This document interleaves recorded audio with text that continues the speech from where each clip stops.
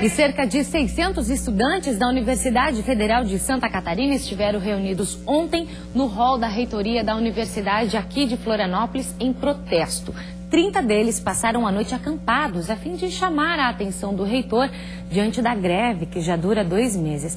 Carolina de Assis está ao vivo na universidade. É isso mesmo, Carol. Como é que está a situação aí no momento? Boa tarde, Nelly. Olha, a situação aqui é tranquila, mas os estudantes continuam acampados aqui no prédio da reitoria e prometem continuar até terem uma resposta dessas reivindicações. Como você falou, uma delas é essa questão da greve dos servidores que começou lá no início de junho, que afeta, sim, as aulas aqui na UFSC, mas que os alunos são, sim, favoráveis. A gente conversa com o Tiago Matheus de Azevedo, estudante de economia.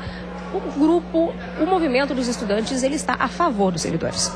Exatamente, principalmente porque as questões que estão sendo reivindicadas pelo movimento dos servidores nacionalmente, elas afetam diretamente a nossa qualidade de ensino. Uma delas é a questão de contratação de mais servidores, que há muito tempo não tem uma reposição daquilo dos servidores que vão se aposentando, agora que iniciou isso, mas não é o suficiente para garantir. Existe inclusive um processo de fechamento das bibliotecas setoriais por falta de servidores, fora os cursos novos que foram abertos, e que não há servidores na Secretaria de Cursos tal o suficiente para garantir o funcionamento desses cursos, né? O funcionamento do restaurante universitário também é uma das questões que vocês colocam ao reitor.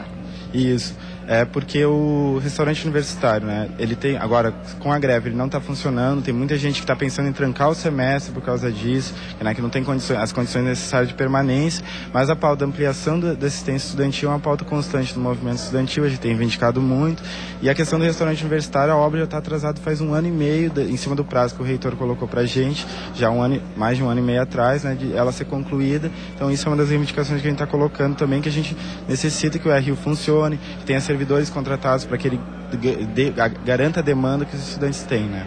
O fechamento de vagas de alguns cursos também tem prejudicado o andamento das aulas. Isso é uma das principais pautas que a gente está colocando, que está mobilizando tal nesse semestre. Surgiu já no curso de economia uma proposta de cortar pela metade as vagas do curso de economia. A gente é contra porque acredita, né, que a gente está no momento que é necessário expandir o ensino público, tem muito mais gente querendo entrar, os argumentos são colocados, eles são vazios, porque na nossa avaliação, porque eles colocam assim, a ideia de que isso é um combate à evasão, que seria um combate à evasão existente grande no curso, muitos alunos desistem, mas a desistência disso não é pela qualidade que eles entram, tanto que vários dos primeiros colocados, os dados mostram isso, que os primeiros colocados são os que mais desistem, e que está relacionado com questões de permanência, de ter assistência estudantil, da qualidade do ensino que encontram aqui e tal, que a gente acha que é isso que tem que ser melhorado, tem que ser pautado. Isso também pode se expandir para outros cursos se isso acontecer como uma forma de solucionar esses problemas, os problemas existentes nos outros cursos, né? Então por isso que a gente coloca a pauta não só para o curso de economia, que já foi indicado para os outros cursos, mas para a UFSC como um todo, que o reitor a gente acha que tem que se posicionar em relação a isso. Obrigada, então, Tiago. Lembrando que os alunos, os estudantes aqui da UFSC serão recebidos pelo reitor esta tarde para levar, então, essa carta de reivindicações. E daqui a pouquinho eu volto falando de outro assunto polêmico, mobilidade urbana aqui na ilha de Santa Catarina. Aniele. Até já, Carol.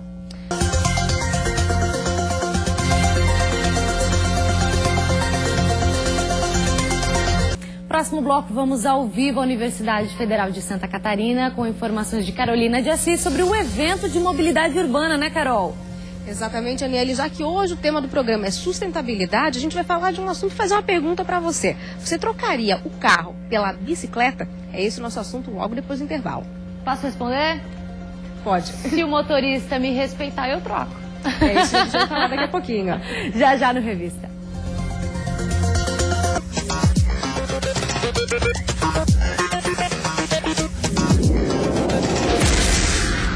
De volta ao vivo para toda Santa Catarina e com a pergunta, vem cá, você trocaria o seu automóvel, o seu carro pela bicicleta? A alternativa parece boa, mas acho que as cidades infelizmente não estão preparadas para isso, né, Carol? Com certeza, Aniele, a gente vê pelas ruas aqui de Florianópolis, como você mesmo falou no último bloco, o motorista não respeita, e é sobre isso, sobre essa questão da mobilidade e principalmente do uso da bicicleta, que nós teremos hoje à noite aqui um evento na UFSC para falar, de especialistas aqui da UFSC, para falar então a respeito desse problema da mobilidade urbana no Brasil. Vão participar ONGs, tem um representante do Ministério das Cidades, Também especialistas como o professor Luiz Fernando Scheibe, que está aqui comigo hoje e que é um usuário da bicicleta e pode falar com propriedade, né, professor? É complicado para o ciclista realmente enfrentar esse trânsito todo dia. Sem dúvida. O trânsito, a cidade não está feita para outra coisa que não sejam os carros. Tanto as bicicletas como o próprio pedestre são confinados, digamos assim, a espaços muito reduzidos, e isso aí faz com que a sua vida seja muito perigosa.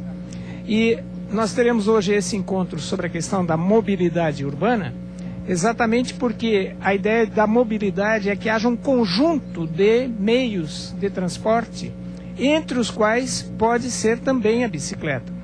Nós temos hoje mais de 53 milhões de bicicletas no Brasil. Mas não são usadas no dia a dia exatamente, né, professor? São usadas no dia a dia pela população mais pobre, digamos assim. Mas o uso pela classe média é que tem que ser mais desenvolvido, digamos assim. E isso aí pode ser feito se houver uma conexão do sistema de bicicleta com um sistema de ônibus realmente eficiente. Por isso essa questão da mobilidade, hoje à noite vai ser tratada por um especialista que trabalha no Ministério dos Transportes, por um professor de Engenharia de Trânsito de Porto Alegre, e vai haver a presença do nosso vice-prefeito também, justamente para trabalhar com esse conjunto de providências que podem ser tomadas para melhorar a vida dos passageiros, para que ele deixe de ser quem está parado e vire realmente passageiro, indo de um lugar para o outro com toda a tranquilidade. Essa questão da mobilidade, do uso da bicicleta, ela passa também pela educação do motorista, professor? Certamente. Mas se nós tivermos ciclovias, se nós tivermos espaços mais claramente destinados à bicicleta, essa questão da educação, ela vai também melhorando a cada dia, né? E, sem dúvida nenhuma, uma boa campanha também de esclarecimento vai ser necessária para que a gente possa melhorar esse sistema de transporte de um modo geral. Agora, como o senhor falou, o uso da bicicleta também depende do transporte público coletivo de qualidade. Esses dois tipos de transporte, eles precisam estar associados.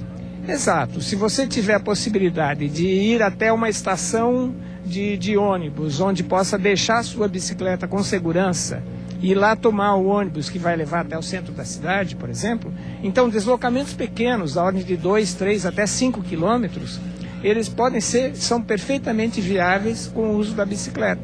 E isso aí diminuiria a demanda dos coletivos na ponta do sistema e melhoraria com um sistema como, por exemplo, o BRT, essa ideia de ônibus rápidos em canaletas, que possam efetivamente transportar com rapidez o usuário. O que falta para o Brasil ter uma política pública de mobilidade urbana que realmente funcione em cidades, como exemplo aqui a ilha de Santa Catarina, que tem um problema tão grande de mobilidade urbana? Efetivamente. Já existe uma política nacional de mobilidade urbana. E a questão é de como é que se implementa essa política.